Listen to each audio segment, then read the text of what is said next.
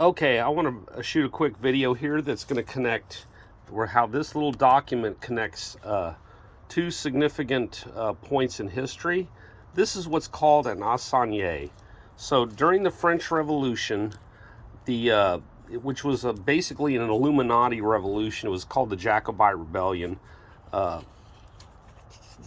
The French interim government, and this is Pierre de Robespierre, and Robespierre, and he was the guy that just guillotined everybody, and he ended up dying on the guillotine after killing so many people.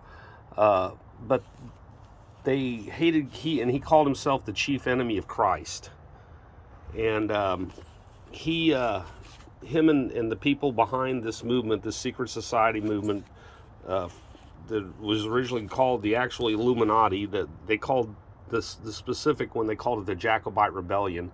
And the Jacobites wore this real weird looking hat, and the man that designed Washington DC, was a guy called L'Enfant, and he was very pro secret society. He was obviously a Mason, and he was very pro Jacobite and Illuminati, and he put those little carvings, had them put in the structures of DC. So if you're walking around DC and you see these little figures with this weird looking cap on, that's the influence from this.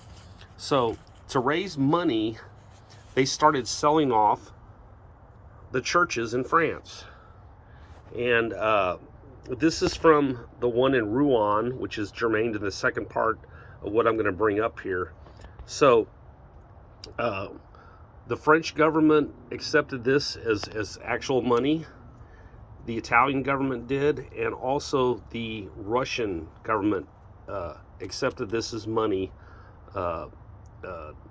Napoleon still accepted it as payment for a little while, but he got rid of it later on.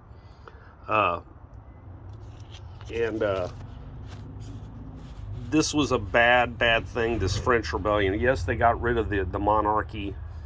France had been in turmoil for a while, but these guys killed enormous amounts of their own people, and these were the communists of the time, and they tried to get away with get rid of the 7-day week, because it was kind of established in the Bible. You know, you had the Sabbath day, the seventh day of rest. They tried to make a 10-day week to get rid of God more than make efficiency. Resting only 1 day in 10 instead of 1 day in 7.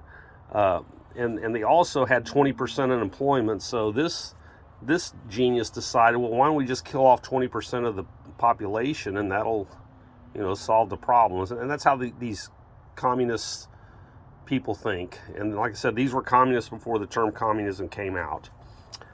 Anyway, let's go back to this assignee. So I have a few of these, but this one I just got, and it's for a church in Rouen. Now, why am I bringing up the church in Rouen?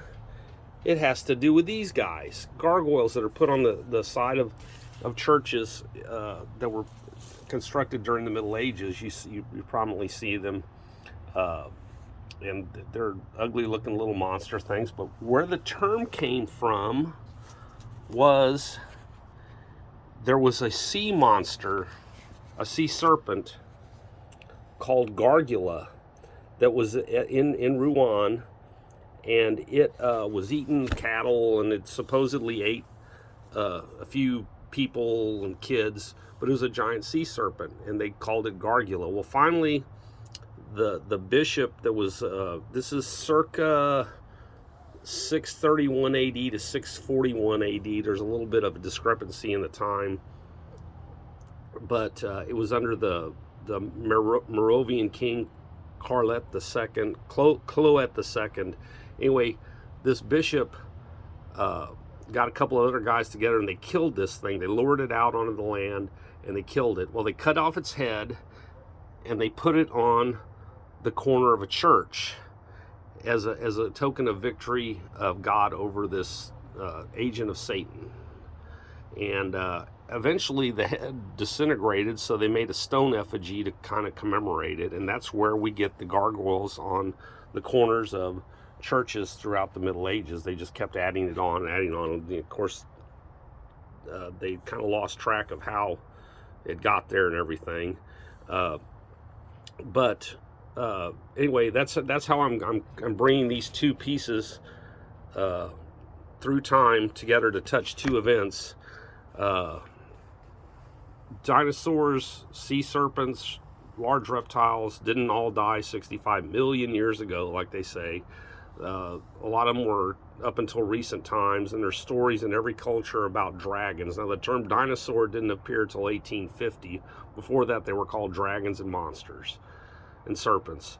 All the kind, St. George, the dragon killer, the whole cycle of the Chinese culture is replete with dragons. Marco Polo had a dragon keeper, and they had dragons that they brought out to tow like floats in ancient China. And anyway, this is the little Asanye, and I've got 3 of them, but this is my pride and joy, since this one happens to be that church that the term gargoyle came from. Anyway, if you liked it, please share and subscribe. Thank you. I'm out.